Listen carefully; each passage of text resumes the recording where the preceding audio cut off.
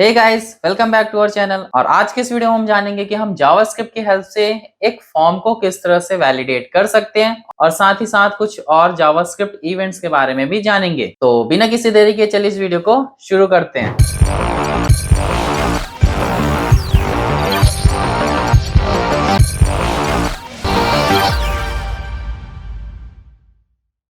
Form validation जानने से पहले हम अपने जावास्क्रिप्ट से रिलेटेड कुछ और इवेंट्स के बारे में जान लेते हैं। तो उसके लिए हम अपने नोटपैड प्लस प्लस में चलते हैं। तो जैसे कि यहाँ पे मैं अपने टेक्स्ट एडिटर में आ चुका हूँ और यहाँ पे अब सबसे पहले हम ट्राई करने वाले हैं ऑन ब्लर इवेंट। हमारा ये on blur event basically forms में ही वो करता है। जब हम अपने फॉर्म में किसी भी इनपुट टेक्स्ट सेक्शन को फिल कर रहे हैं तो उस टाइम पे हमारा ऑन ब्लर इवेंट काम आता है। कैसे, चलिए एक बार ट्राई करके देखते हैं इसको। सबसे पहले तो यहाँ मैं एक इनपुट बॉक्स बना रहा हूँ जहाँ पे मैं इसकी आईडी दे रहा हूँ ब्लर और इसका टाइप बता देता हूँ टेक्स्ट। देन यहाँ पे मैं ऑन ब्लर इवेंट लगाऊंगा कुछ इस तरीके से। और अब यहाँ पे हम अपना जावास्क्रिप्ट लगाएंगे और यहाँ पे मैं एक फंक्शन लिख रहा हूँ और इस फंक्शन का नाम दूंगा मैं ब्लर्ड। एंड यहाँ पे मैं फंक्शन में एक पैरेंथेसिस लगा रहा हूँ और इस फंक्शन को डिफाइन करने के लिए कर्ली ब्रैकेट्स लगाते हैं। और यहाँ पे मैं एक अलर्ट बॉक्स दे रहा हूँ। अलर्ट बॉक्स बनाने के लिए यहाँ पे मैं अलर्ट लिख के यहाँ पे मैं लिखूंगा you lose the focus.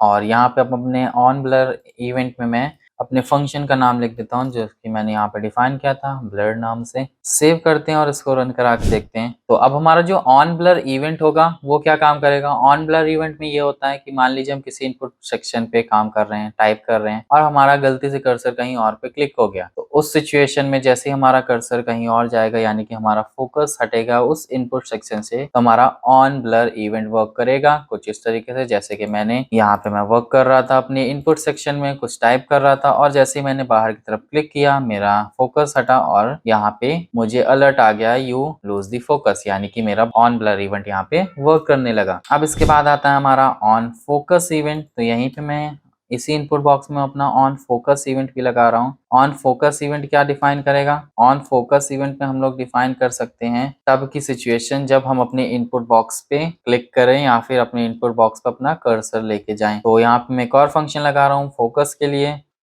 Focused. और अब यहाँ पे कर्ली ब्रेसेस देख के मैं अपने फंक्शन को डिफाइन करूंगा। तो मुझे चाहिए जैसे ही मैं अपने इनपुट बॉक्स में क्लिक करूं तो मेरा जो इनपुट बॉक्स है उसका कलर चेंज हो जाए। तो यहाँ पे मैं लिखूंगा document dot gate element by ID. यहाँ पे मैं अपने इनपुट सेक्शन को बताऊंगा और यहाँ पे मैं अपनी आईडी का नाम दूंगा जो कि है ब्लर नाम से। एंड देन डॉट लगा के मैं यहाँ पे अब स्टाइल दूंगा। मुझे चाहिए जैसे मैं अपने इनपुट बॉक्स में क्लिक करूँ मेरे इनपुट बॉक्स की बॉर्डर रेड हो जाए। तो यहाँ पे मैं इसलिए स्टाइल डॉट बॉर्डर दे रहा हूँ और यहाँ पे अब मैं बॉर्डर की वैल्यू दे दूंगा। यहाँ पर मैं बॉर्डर की विड्थ दे रहा हूँ 5 पिक्सल, बॉर्डर का स्टाइल दे रहा हूँ डॉटेड और कलर दे देता हूँ ग्रीन।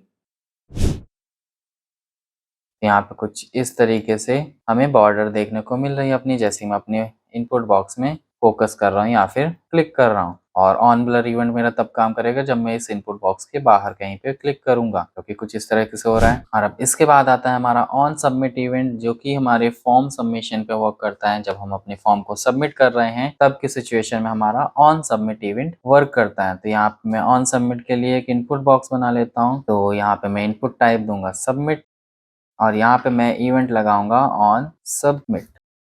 अब इसकी स्क्रिप्ट लिखते हैं। तो यहाँ पे मैं ऑन सबमिट इवेंट के लिए एक फंक्शन डिफाइन कर देता हूँ जिसका नाम मैं रखूंगा सबमिटेड। और अब कर्ली ब्रेसेस के अंदर हम इस फंक्शन को डिफाइन करेंगे। तो अब यहाँ पे मैं एक सिंपल सा अलर्ट बॉक्स दे रहा हूँ ताकि जैसे ही मैं अपने फॉर्म के सबमिट बटन पे क्लिक करूँ तो मुझे एक पॉपअप मिल के आए कि मैंने अपना फॉर्म सबमिट कर दिया है। तो यू सबमिटेड दी फॉर्म, कुछ इस तरीके से। और अब यहीं पे हम अपना ऑन सबमिट इवेंट लगाएंगे जो कि हमारे फॉर्म टैग में लगेगा। क्रिएशन के टाइम पे हमारा ये फॉर्म जब बनेगा तो उसी फॉर्म टैग में हम अपना ऑन सबमिट इवेंट लगाएंगे और इसमें वैल्यू हम देंगे अपने इसी फंक्शन के नाम की जो कि हमारी थी सबमिटेड, कुछ इस तरीके से। अब इसे सेव करते हैं और चलाते हैं, प्रोग्राम को रन कराते हैं। तो देखिए जैसे ही मैं यहाँ पे सबमिट पे क्लिक करूंगा तो मुझे एक पॉपअप बॉक्स आ रहा है कि you submitted the form. But अभी यहाँ पे एक दिक्कत आ रही है कि हमने तो अभी फॉर्म में कुछ भरा ही नहीं बट हमारा फॉर्म फिर भी सबमिट हो रहा है।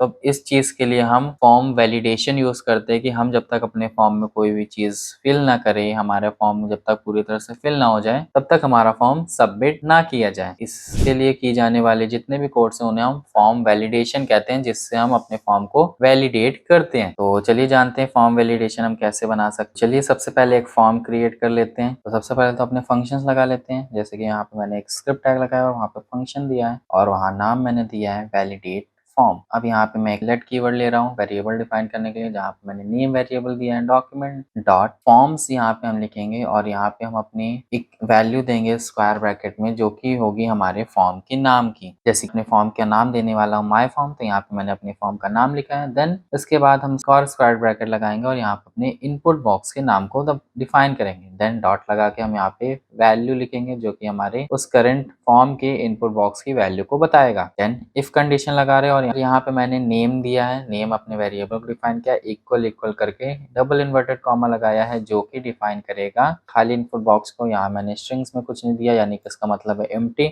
और इसके बाद अब यहाँ पे मैं एक स्क्रिप्ट लगा रहा हूँ, कि मुझे चाहिए कि खाली बॉक्स हो और सबमिट करूँ तो यहाँ पे मुझे एक अलर्ट बॉक्स मिल के आए। यहाँ मैंने अलर्ट और फिल दी नेम लिखा है। देन यहाँ पे रिटर्न फॉल्स लगाया। ये हमारा बताता है कि अगर कभी भी हमारी कोई कंडीशन फॉल्स हुई, आगे कोई भी प्रोग्राम रन ना करे जब तक ये कंडीशन ट्रू में आए, तो हम यहाँ पे रिटर्न फॉल्स लगा सकते हैं। देन इसके बाद अपना फॉर्म क्रिएट कर लेते हैं। तो यहाँ पे मैंने फॉर्म बनाया और यहाँ पे अपने फॉर्म का एक नाम दिया है, जो कि भी मैंने माई फॉर्म दिया है। और ऑन सबमिट इवेंट में भी यहाँ पे मैं वैल्यू दूंगा सबसे पहले रिटर्न और उसके बाद अपने फंक्शन का नाम डिफाइन कर दूंगा। और यहाँ पे मैं एक एक्शन एट्रीब्यूट लगा के अपने सबमिट के लिए एक्शन बता रहा हूँ। अब इनपुट बॉक्स बना लेते हैं अपना एक, और यहाँ पे मैंने टाइप दिया है टेक्स्ट, नेम दे देते हैं हम अपना एफ नेम, और इनपुट टाइप में आएंगे हम और यहाँ पे एक और इनपुट बॉक्स बनाएंगे और यहाँ पे हम अपने सबमिट बटन के लिए टाइप दे देंगे और यहाँ पे नेम भी मैं सबमिट दे देता हूँ। और इतना कुछ करने से आपके पास एक, यहाँ पे अभी मैंने अपने बॉक्स में कुछ भी नहीं टाइप किया और सबमिट पे क्लिक करते मुझे एक ऐसा बॉक्स मिल रहा है फिल द फॉर्म। और यहाँ पे जैसे मैं अपना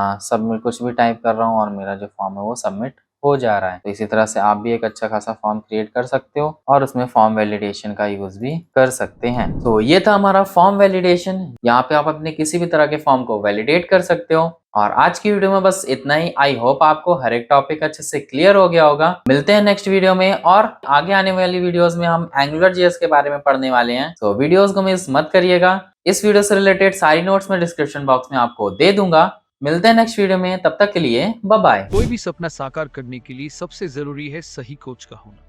चुनिए बघेल इंस्टीट्यूट को और करें अपने skill oriented CS and IT courses का सपना साकार। Download the app now.